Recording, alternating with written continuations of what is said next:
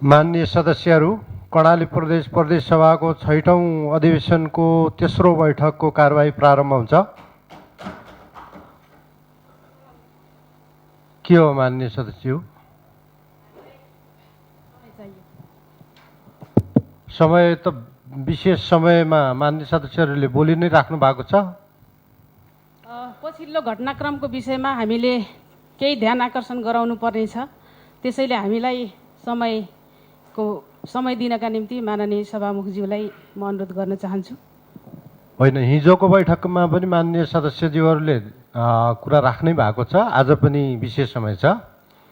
विशेष समयमा माननीय सदस्यका धारणाहरू आइरहेकै छन्।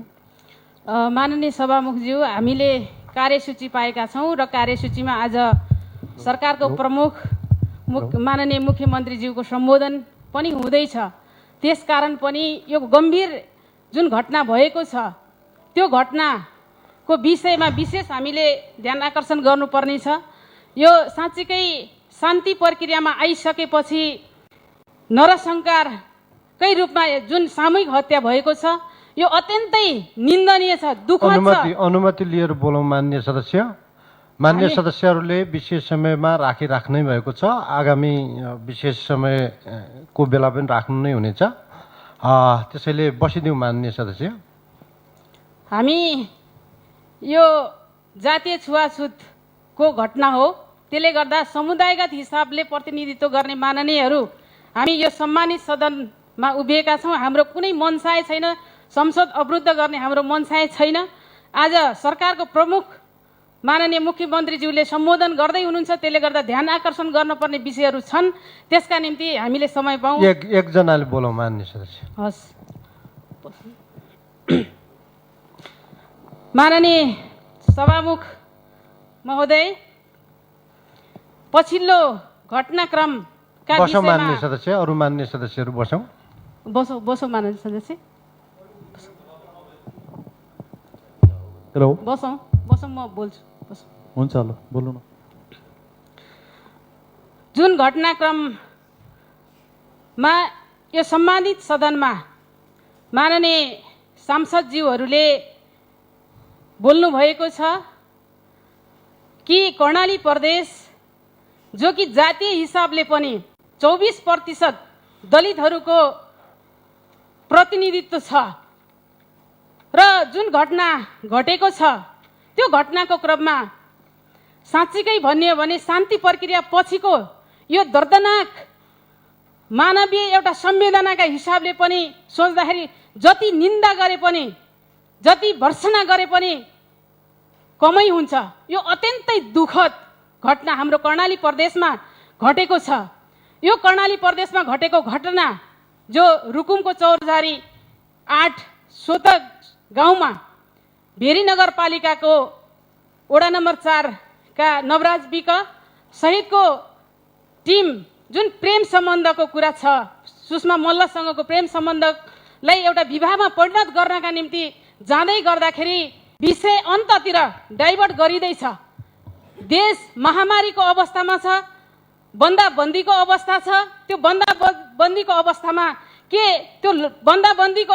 त्यो विवाह परिणत गर्नका निम्ति गएको समूह जो छ त्यसलाई स्थानीय प्रशासनले समातेर राख्न सक्दैन थियो। त्यहाँ त्यो घटना भएको छ। त्यो घटनामा हामीले आइरहेको छ, सामाजिक सञ्जालहरूमा आइरहेको छ। त्यहाँको स्थानीय प्रशासनसँग हामीले बुझिरहेका छौँ, त्यहाँका दलका साथीहरूसँग हामीले बुझिरहेका छौँ, नागरिक समाजलाई बुझिरहेका छौँ। त्यहाँ पत्रकार साथीहरूले पनि त्यहाँ विभिन्न अन्तर्वार्ताहरू लिएर राखिरहेको स्थिति छ। घाइतेले प्रत्यक्ष रूपमा बोलिरहेको अवस्था पनि छ। त्यसले गर्दा घटनास्थलदेखि गाउँदेखि भेरी नदीसम्म आउनको निम्ति खास माग के हो माननीय सदस्यको? मागमा केन्द्रित त्यसैले गर्दाखेरि यो अमानवीय जुन घटना भएको छ, हत्या भएको छ, यो हत्यामा छानबिन गर्नका निम्ति हामीले उच्च स्तरीय छानबिन समितिको माग हामीले गरिरहेका छौँ। आजसम्म हामीले त्यो समिति कर्णाली प्रदेश सरकारले बनाइरहेको अवस्था छैन। कर्णाली प्रदेशका जनता, यहाँको नागरिकले कर्णाली प्रदेशसँग अपेक्षा गरेको छ, कर्णाली प्रदेश सरकारले यो घटनामा किन ध्यान दिइरहेको छैन, किन हेरिरहेको छैन? कर्णाली प्रदेश सरकार अरू घटनाक्रम हुने बेलामा कर्णाली प्रदेशको मन्त्रीज्यूहरू पुग्नुहुन्छ त्यो घटनास्थलमा। यो जघन्य एउटा अपराध हुँदा किन कर्णाली प्रदेशको उपस्थिति छैन त्यहाँ? आम नागरिकले यो क्वेसन गरिरहेको छ, कर्णाली भरिबाट हामीलाई प्रश्न गरिराख्नु भएको छ, हामीले उत्तर दिन सकिरहेको अवस्था छैन। हामीले यो गरिमामय संसदमा सरकारसँग जुन माग गरेका छौँ, माननीय सभामुख ज्यू मार्फत एउटा उच्च स्तरीय छानबिन समिति बनाउनका निम्ति म विशेष हामी समुदायगत हिसाबले प्रतिनिधित्व गर्ने माननीयहरूको बीचबाट हामीले यो माग गरिरहेका छौँ र कर्णाली प्रदेश सरकारले कर्णालीमा प्रदेश सरकार छ भन्ने कुरा र कर्णालीका जनतालाई सरकारको प्रत्याभूति गराउने कुरामा के तयारी गरिरहेको छ, छानबिन समिति लगायत अरू के तयारी भइरहेको छ, त्यो विषयमा हामी जवाफ चाहन्छौँ। माननीय सभामुखज्यू, धन्यवाद। बसौँ मान्य सदस्य, बसौँ मान्य सदस्य। मान्य सदस्यले राखिसक्नुभयो कुरा, त्यही माग होला मान्य सदस्यको पनि। बसौँ मान्य सदस्य।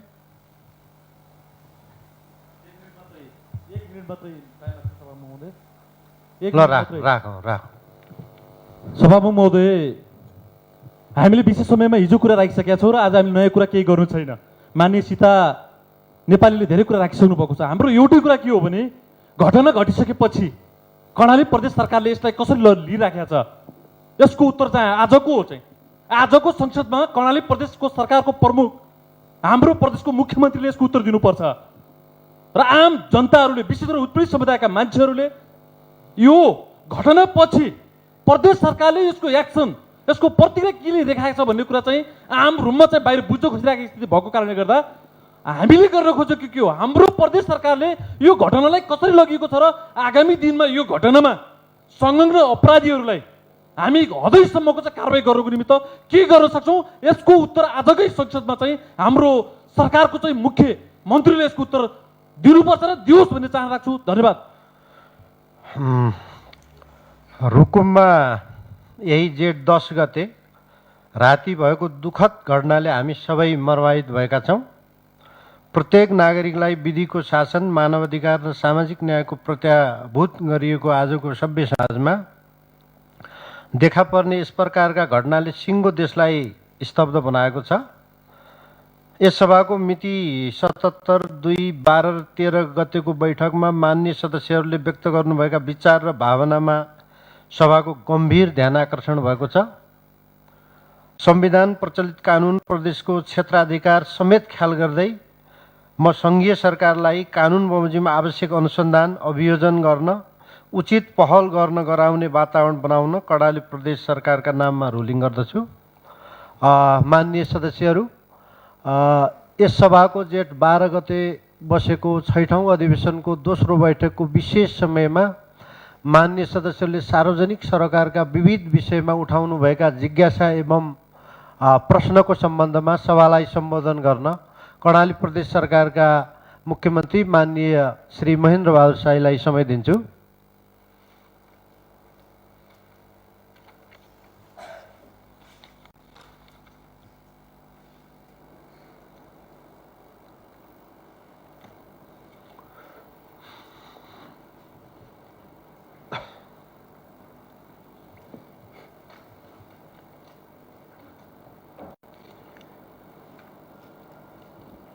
माननीय सभामुख महोदय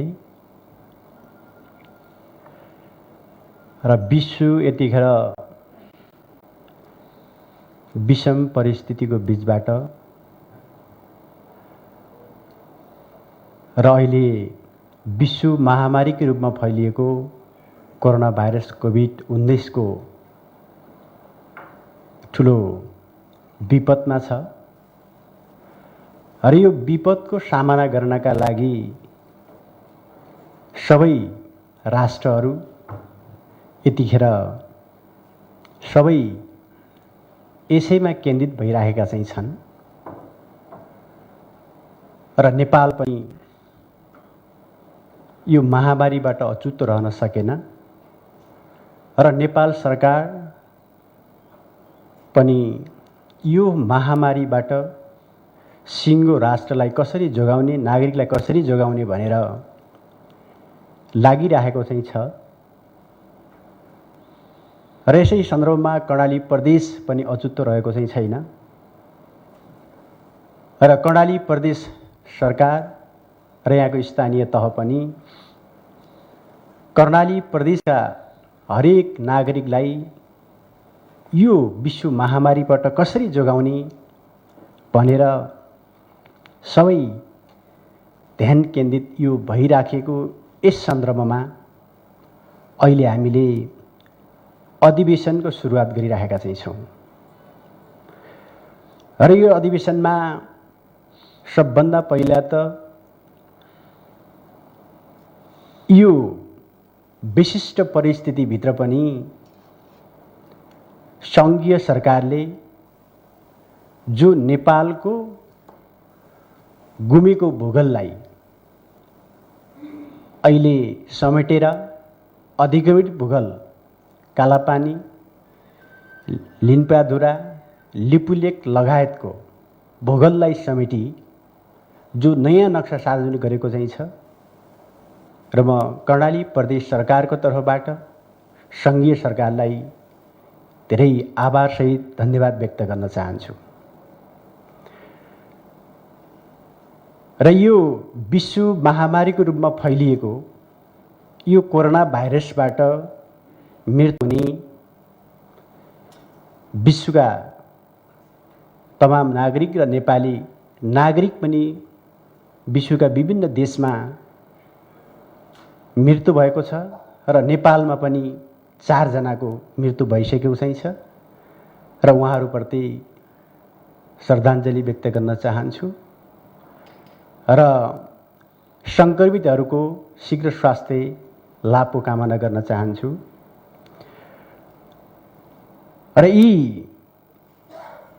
ठुलो विश्व महामारीको रूपमा फैलिएको यो कोरोना भाइरसबाट सिङ्गो देश लकडाउनको अवस्थामा चाहिँ छ र यो लकडाउनको अवस्थामा रहेको अहिलेको अवस्थाभित्रबाट पनि रुकुम जिल्लामा हामीले दुःखद घटना घटेको छ र अहिले पनि भर्खरै मान्य सचिवहरूले सरकारको ध्यान आकर्षण गराउनु भएको चाहिँ छ र यसबाट मृत्यु हुने मृतककोलाई म सबभन्दा पहिला हार्दिक श्रद्धाञ्जली व्यक्त गर्न चाहन्छु र यस घटनाबाट घाइते हुनुभएको घाइतेहरूलाई शीघ्र स्वास्थ्य लाभको कामना म गर्न चाहन्छु। र यो कोरोना भाइरस कोभिड-19ले विश्वलाई नै आक्रान्त पार्ने अनिश्चयको महामारीको रूपमा देखिँदैछ। स्रोत साधन र स्वास्थ्य सेवा प्रणाली उन्नत नभएका नेपाल जस्ता देशहरूका लागि यो कठिन चुनौती चाहिँ हो र हाम्रो प्रदेश समेत यो महामारीको सम्बन्धमा सङ्कटको उच्च जोखिममा छ र यसको सामना हामीले गर्नु छ र यो चुनौतीको घडीमा यो अधिवेशनको सुरुवातमै यहाँ शुभकामना मन्तव्य राख्ने मान्य सदस्यहरूले पनि यो विषम परिस्थितिमा सरकारको भूमिकालाई यहाँ थप जिम्मेवार बनाउनका लागि महत्त्वपूर्ण विषयहरूको उठान गर्नुभएको चाहिँ छ र यी सबै विषयवस्तुहरूका बारेमा सरकारले अहिलेसम्म गरिराखेका काम कारबाहीहरू र यो महामारीबाट कर्णाली प्रदेशका जनतालाई कसरी बचाउन सकिन्छ भन्ने विषयवस्तुहरूमा केन्द्रित रहेर यो सम्मानित सभा समक्ष प्रदेश सरकारको प्रमुखको हैसियतले केही समसामयिक विषयहरूमा मैले मेरा विचारहरू र चाहिँ उठेका प्रश्नहरूको म जवाफ दिनेछु। यो बन्दाबन्दी लकडाउनका कारण प्रदेशवासी तथा अन्य समुदायमा पर्न गएको असुविधाप्रति प्रदेश सरकार नितान्तै दुखी छ। यो महामारीसँग जुझ्न प्रदेश सरकारले आफ्ना सम्पूर्ण प्रयासहरू एकीकृत रूपमा परिचालन गरिरहेको चाहिँ छ र यस महामारी नियन्त्रण, रोकथाम र उपचारको अग्र मोर्चामा रहेर महत्त्वपूर्ण योगदान गर्नुहुने स्वास्थ्यकर्मी, सुरक्षाकर्मीहरू र बन्दबन्दीको पालना तथा संयमता अपनाई सरकारलाई सहयोग गर्नुहुने जनप्रतिनिधिहरू, पत्रकारहरू र आम नागरिकलाई धन्यवाद दिँदै आगामी दिनमा थप साथ र सहयोगका लागि म अपिल गर्दछु र प्रदेश विपद व्यवस्थापन समिति र अहिले केन्द्रले यो कोरोना भाइरस नियन्त्रण, रोकथाम र उपचारका लागि सीएमसी गठन गरेको चाहिँ छ र त्यसपछि प्रदेशमा पीसीएमसी गठन गरेको चाहिँ छ र यी पीसीएमसी र अर्को यो विपद व्यवस्थापन समिति चाहिँ छ, यसका चाहिँ हामीले बैठकहरू चाहिँ बसेर प्रदेश सरकारले कर्णाली प्रदेशमा फैलिने सक्ने कोरोना भाइरस रोकथाम नियन्त्रणका लागि आवश्यक कार्ययोजनाहरू चाहिँ अगाडि बढायो र नेपालमा लकडाउन सुरु भएको चाहिँ थिएन।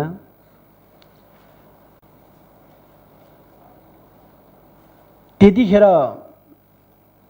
कर्णाली प्रदेश सरकारको विपद व्यवस्थापन समिति चाहिँ बसेर हामीले केही निर्णय चाहिँ गर्यौं र त्यसपछि कर्णाली प्रदेश सरकारको मन्त्री परिषदको बैठक बसेर पनि हामीले केही निर्णय चाहिँ हामीले गर्यौं।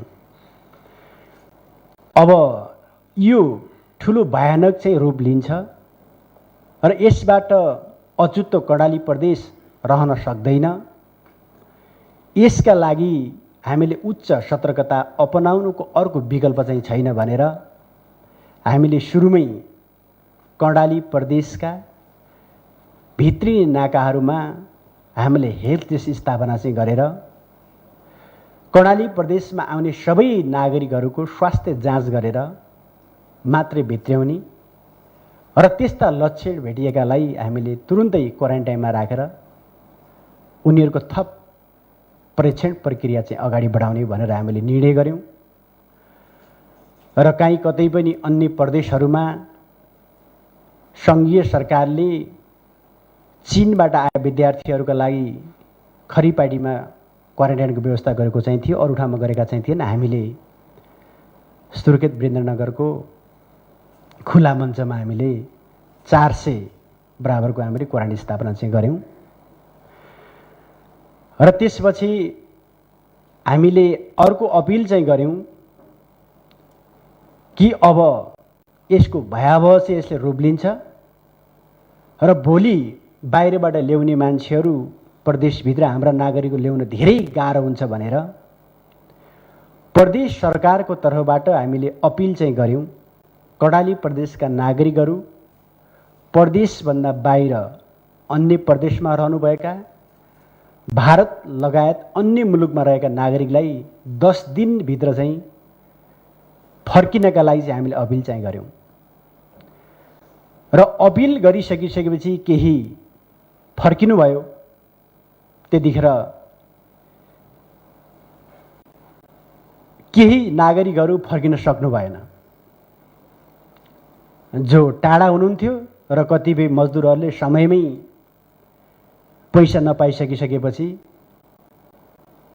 र विभिन्न कारणले आउन नसक्ने नागरिकहरू अझै धेरै कर्णाली प्रदेशका बाहिर चाहिँ रहे र त्यसपछि सङ्घीय सरकारले त्यसको केही दिनभित्रै देशभरि एकैपटक लकडाउन गरिसकिसकेपछि स्थिति अलिकति असहज चाहिँ बन्न पुग्यो र त्यसपछि त्यो लकडाउनलाई हामीले एकदम कडाइ गर्ने भनेर सङ्घीय सरकारले गरेको निर्णयलाई प्रदेश सरकार र स्थानीय सरकारहरू कार्यान्वयनमा अगाडि बढे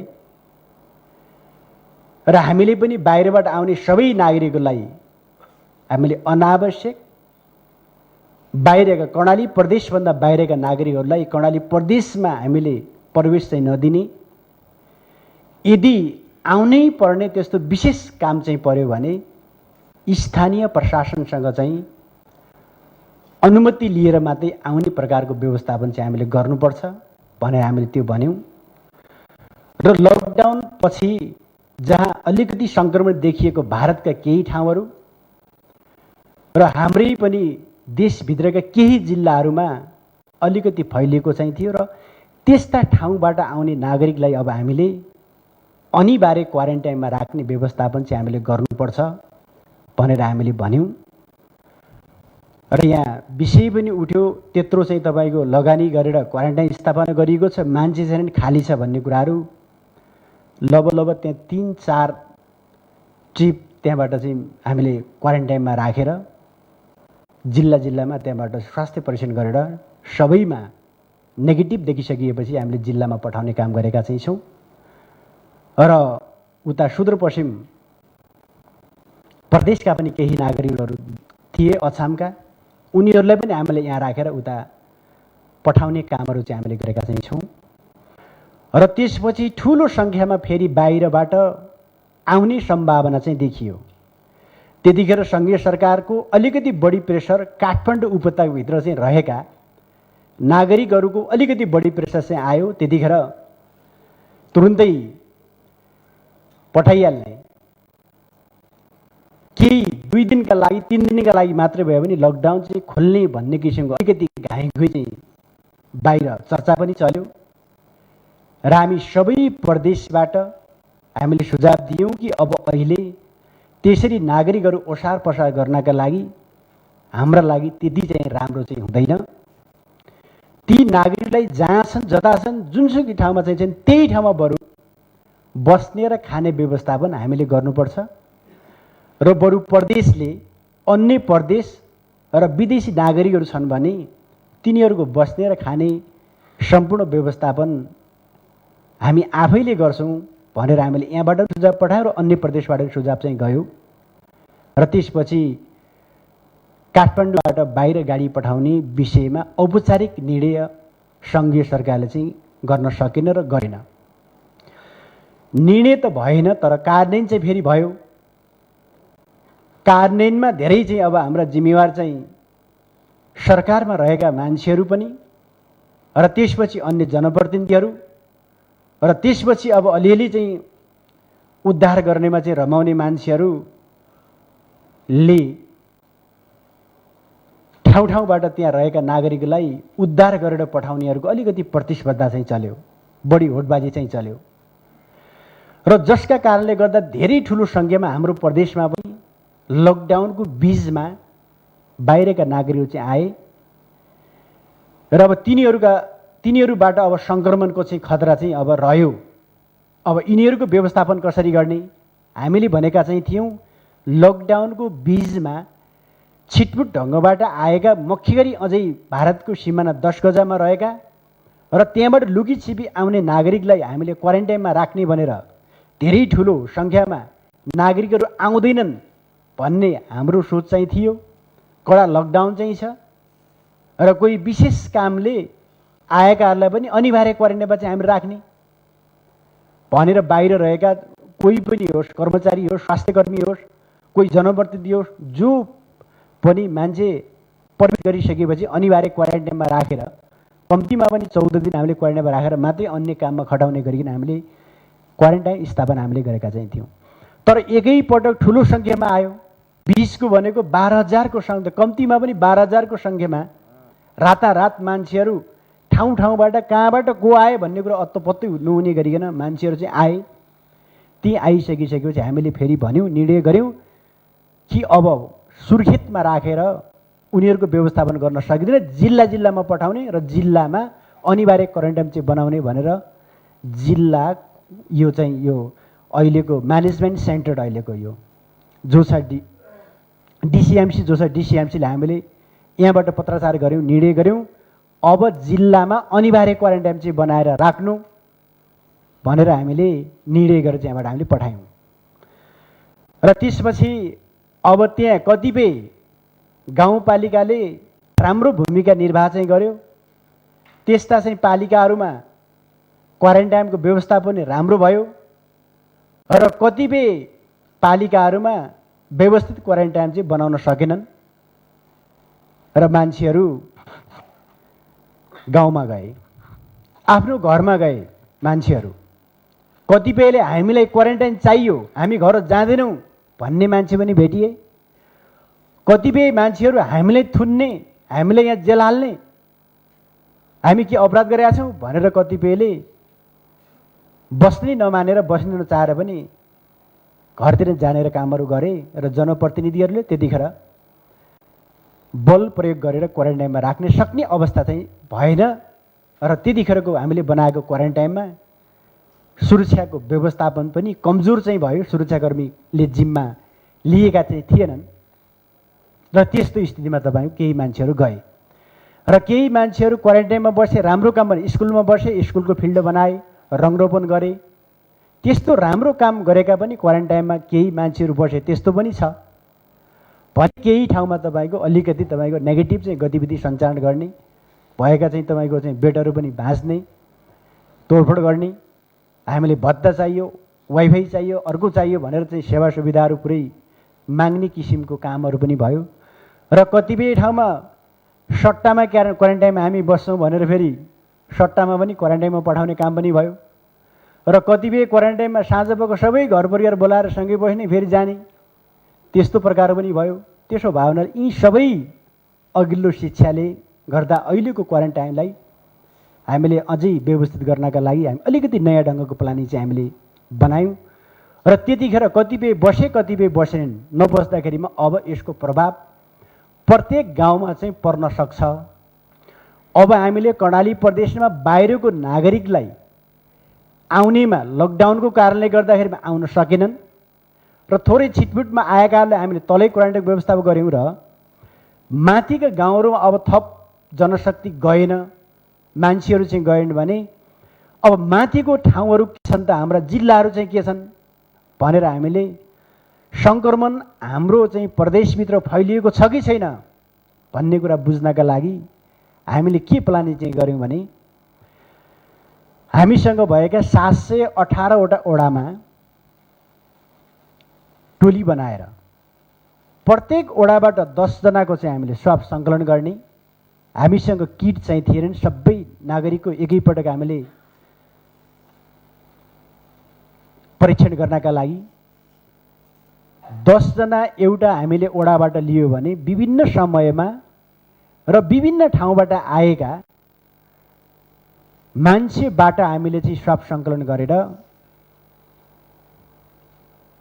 हामीले एउटा किटमा राखेर 10 जनाको स्वाबलाई एउटा किटमा राखेर हामीले त्यसको परीक्षण गर्ने र त्यो टोल सङ्क्रमित छ कि छैन भन्ने कुरा त्यसपछि पत्ता लाग्छ र अनि पत्ता लागिसकिसकेपछि जुन टोलमा देखा पर्यो, ओडामा देखा पर्यो, त्यो वार्डलाई पुरै हामीले सिल गर्ने। जुन ओडामा देखिएन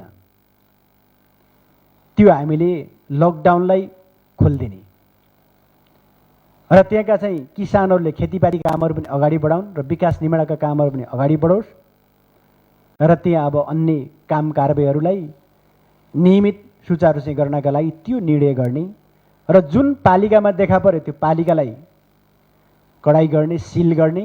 जुन पालिकामा देखिएन ती पालिकाहरू चाहिँ हामीले खोलिदिने। जुन जिल्लामा बढी सङ्क्रमण चाहिँ देखियो ती जिल्लालाई लक गर्ने, रेड जोनको रूपमा राख्ने र जुन जिल्लामा देखिएन ती जिल्ला चाहिँ खोलिदिने भनेर हामीले अभियानकै रूपमा जाने भनेर चाहिँ हामीले त्यो किसिमको प्लान बनायौँ। र यसका लागि आवश्यक पर्ने भनेको परीक्षणका लागि सबभन्दा पहिला हामीसँग यहाँ मेसिन थिएन, ल्याब थिएन हामीसँग, र हामीले ल्याबका लागि सङ्घीय सरकारलाई चाहिँ हामीले भन्यौँ र सङ्घीय सरकारले एउटा सानो मेसिन हामीले पठायो र यतिले मात्रै अब हामीले सबैको परीक्षण गर्नका लागि असम्भव देखिसकिसकेपछि हामीले 2टा थप गर्ने निर्णय हामीले गऱ्यौँ र एउटा सुर्खेतमा र एउटा जुम्लामा 2वटा मेसिनहरू थप गरिसकिसकेपछि त्यहाँबाट परीक्षण चाहिँ सुरु भयो। र माथिका जिल्लाहरू साबिका कर्णालीका 5वटा जिल्लामा जुम्लाको स्वास्थ्य विज्ञान प्रतिष्ठानले जिम्मा लिने र परीक्षण गर्ने र अझै दैलेखसम्म पनि भनेका चाहिँ छौँ। र त्यसपछि तलका चाहिँ अरू जिल्लाहरूमा सुर्खेतबाट गर्ने भनेर हामीले प्रदेश हस्पिटल मार्फत गर्ने भनेर त्यो निर्णय गऱ्यौँ। र जुम्ला स्वास्थ्य विज्ञान प्रतिष्ठानले कालीकोट जिल्लासम्म उहिले सक्यो, साबिका कर्णालीका 5 जिल्ला मैले सक्यो। र त्यसपछि यहाँ तलतिर पनि अहिले सुर्खेत, त्यसपछि अनि जाजरकोट लगायतका जिल्लाहरूमा परीक्षण भइराखेको चाहिँ छ। सबै ठाउँमा अहिले हामीले कम्प्लिट गर्न सकेका चाहिँ छैनौँ, यो प्रोसेसिङमै चाहिँ छ। र अब गाउँमा यदि पोजिटिभ अहिले माथिसम्मको सबै रिपोर्ट आएको, जति परीक्षण चाहिँ भयो अहिलेसम्म सबै ठाउँको चाहिँ रिपोर्ट के आएको छ भने सबै ठाउँमा नेगेटिभ रिपोर्ट आएको छ। र त्यसो हुँदा हाम्रो बुझाइ के हो भने अब लगभग गाउँहरू सङ्क्रमित चाहिँ अब छैनन् भन्ने कुराको एउटा बुझाइ हो। र अब गाउँमा सङ्क्रमण चाहिँ छैन, गाउँमा चाहिँ तपाईँको सङ्क्रमित चाहिँ भेटिएनन्। अब अहिलेको चाहिँ सबभन्दा खतरा भनेको एकैपटक तपाईँको ठुलो सङ्ख्यामा अहिले औपचारिक रूपमा त नाका खुला भएको छैन, बन्दै छ 2 देशीय नाका, तर मान्छेहरू आइराखेका चाहिँ छन्। ठुलो सङ्ख्यामा एकैपटक मान्छेहरू आएका छन्। अब अहिले सबभन्दा ठुलो चुनौती भनेको यी नागरिकहरूको व्यवस्थापन गर्ने कुरा नै हाम्रा लागि सबभन्दा ठुलो चुनौतीको रूपमा खडा भएको चाहिँ छ। र अब यसका लागि हामीले भनेका चाहिँ थियौँ कि सङ्घीय सरकारलाई अब यदि भारतमा रहेका नागरिकलाई 10 गजमा छन्, सीमा क्षेत्रमा छन्, नेपालको सिम लाग्छ उनीहरूलाई, नियमित टेलिफोन सम्पर्कमा चाहिँ छन्, लाइभ त्यहाँको चाहिँ अवस्थाका बारेमा जानकारी गरिरहेका चाहिँ छन्। अब अलिकति त्यहाँ बसेका नागरिकहरूको व्यवस्थापन राम्रो नभएको सार्वजनिक सञ्जालमा आइराखेको छ। अब हामीले औपचारिक निर्णय गरेर ती नागरिकलाई ल्याउँ र अब एक ठाउँमा हामीले क्वारेन्टाइनमा राख्ने व्यवस्था चाहिँ गरौँ र सबै प्रदेशका नागरिकहरूलाई निश्चित क्वारेन्टाइन चाहिँ बनाएर त्यहाँ राखेर त्यही चाहिँ चेक जाँच गरेर मात्रै हामीले गाउँमा आउन दिने व्यवस्था चाहिँ गर्न जरुरी चाहिँ छ भनेर सुझाव हामीले माथिको सिसिएमसीलाई र त्यसपछि सङ्घीय सरकारलाई हामीले लिखित निर्णय गरेर यहाँबाट हामीले पठायौँ। र यदि त्यो गर्न नसकिने हो र आफ्नो प्रदेशमा व्यवस्थापन चाहिँ गर्ने हो भने पूर्व जानकारी प्रदेश सरकारलाई चाहिँ भयो भने यतिजना नागरिक आज फलानु प्रदेशका फलानु ठाउँबाट आउँदैछन्, यसका लागि चाहिँ आवश्यक व्यवस्थापन गर्नु पर्यो भन्ने कुराको चाहिँ पूर्व जानकारी 2-3 दिन अगाडि जानकारी आयो भने त्यसको व्यवस्थापन गर्न हामीलाई सजिलो हुन्थ्यो, त्यो गरौँ भनेर हामीले भन्यौँ। र अहिले समस्या के भयो भन्दाखेरि को मान्छे कहाँबाट कसरी आइपुग्छ भन्ने कुराकै थाहा नहुने भयो। जो रुपटिएको नाकाबाट आउने, रुपटिएको नाकामा हामीले केही त्यहाँ हामीले राखेका चाहिँ छौँ जनशक्ति, उनीहरूले रिपोर्ट दिन्छन् र त्यहाँबाट आउनेहरूको सूचना चाहिँ आउँछ। त्यो पनि वारी आइसकेपछि मात्रै, नेपालको सिमानामा आइसकिसके मात्रै उनले सूचना पाउँछन्। आउने बित्तिकै यति आए भन्ने हुन्छ। अब अहिले 1 मिनट पनि तपाईँको अहिले यो पछिल्लो चरण नेपालगञ्जमा पनि बढी ठुलो त्रास चाहिँ फैलिएको हुँदा 1 मिनट पनि रोक्न नदिएर त्यहाँबाट तुरुन्तै पठाउने व्यवस्था भइहाल्छ। र त्यसपछि अब मान्छे र सूचना सँगसँगै तपाईँको चाहिँ हामीले प्राप्त गर्ने स्थिति सिर्जना भइसकिसकेपछि निकै गाह्रो चाहिँ हामीलाई भयो। र त्यसपछि अब हामीले यहाँबाट अलिकति केही समय डिले गराएर, अहिले पनि स्थानीय पालिकाको के छ भने अलिकति केही समय रोकिदिनुहोस्, त्यहीँ रोकिदिनुहोस्, हामी यहाँ व्यवस्था गर्दैछौँ। अब रोक्ने ठाउँै छैन, कहीँनिर मान्छे उभिनै दिन्नन्, बबैमा झर्नै दिन्नन्। बबैको त्यहाँनिरका मान्छे हुनु पनि धेरै ठुलो जोखिममा छन् त्यहाँ। अब जङ्गलमा रोकौँ त्यो समस्या। अहिले त्यही पनि हामीले केही समय अलिकति ढिला गरेर कमसेकम उनीहरूको बस्ने व्यवस्थापन जिल्लाहरूले चाहिँ गर्न सजिलो होला भनेर अलिकति डिले गर्ने कामहरू पनि भयो। र त्यसपछि अहिले कुरा के आयो भने ठाउँ ठाउँमा रोक्ने भनेर धेरै दिन फेरि भोका पनि छन्, हिँडेका छन्। धेरै सायद जीवनको पहिलोपटक होला यति ठुलो दुःख चाहिँ पाएको। अलिकति आक्रोशित, अलि उत्तेजित छ आएको चाहिँ मास, यो भोकले हो, भोकको चाहिँ आक्रोश हो। अब यस्तो स्थितिमा हामीले फेरि ठाउँ ठाउँमा बाटो बाटोमा जहीँ पायो त्यहीँ फेरि व्यवस्थापन खानाका लागि गर्नका लागि पनि निकै गाह्रो चाहिँ भयो। चाउचाउ, बिस्कुट, चिउरा त्यस्तै गरेर चाहिँ तपाईँको केही समय वेट गर्नुपर्ने चाहिँ भयो भने अर्को कुरा हामीले सके सीमा नाकामै गर्ने, अलि अगाडि सीमा नाकामै आरडिटी गराएर पठाउने काम भयो।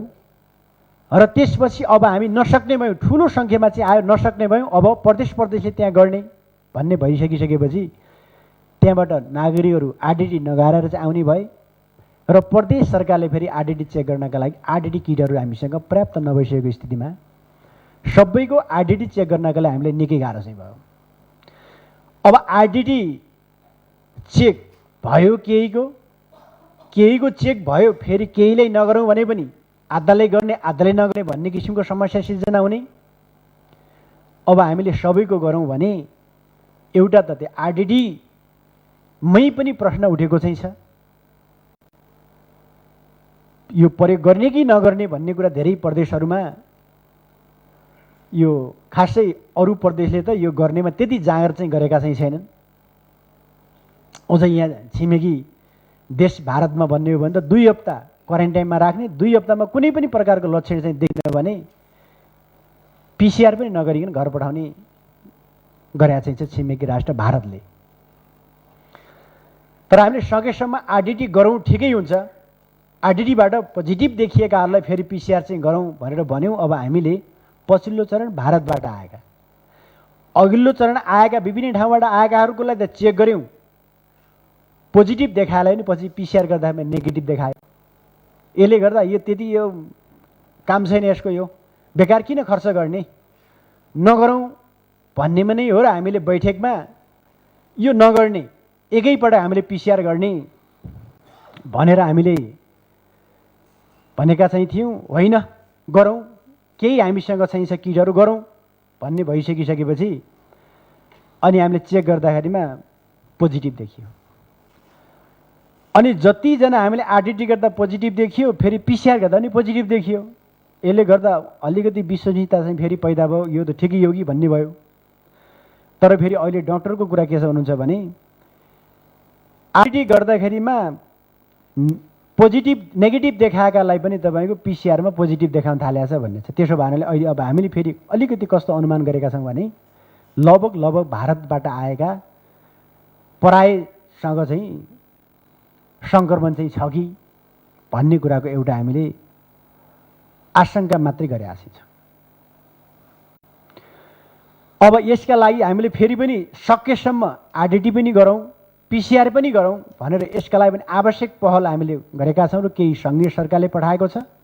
तर सङ्घीय सरकारले थोरै मात्रै पठाउने भए हुनाले हामीलाई नपुग्ने ठुलो चाहिँ तपाईँको सङ्ख्यामा भारतबाट आउने भए हुनाले हामीले आफै पनि जहाँ जहाँ जुन जुन ठाउँमा जति जति भेटिन्छ त्यो ल्याएर गरौँ भनेर भनेका चाहिँ छौँ। र अहिले अब हामीले यहाँ ठुलो सङ्ख्यामा आउने र बबईमा मात्रै सबैको चेक गर्न नसक्ने भए हुनाले अब हामीले अहिले क्वारेन्टाइनमै राख्ने, हामीले पोजिटिभ आए पनि नेगेटिभ आए पनि क्वारेन्टाइनमा अनिवार्य राख्ने र हामीले बरु क्वारेन्टाइनमै गएर चाहिँ त्यो आरडिटी गरौँला। तर आरडिटी गर्नुभन्दा पनि पिसिआर नै गर्ने कुरा सबभन्दा राम्रो चाहिँ हुन्छ। अन्तिममा पिसिआर रिपोर्ट नआएसम्म हामीले पठाउँदैनौँ। यसका लागि हामीले पिसिआरमा नै बढी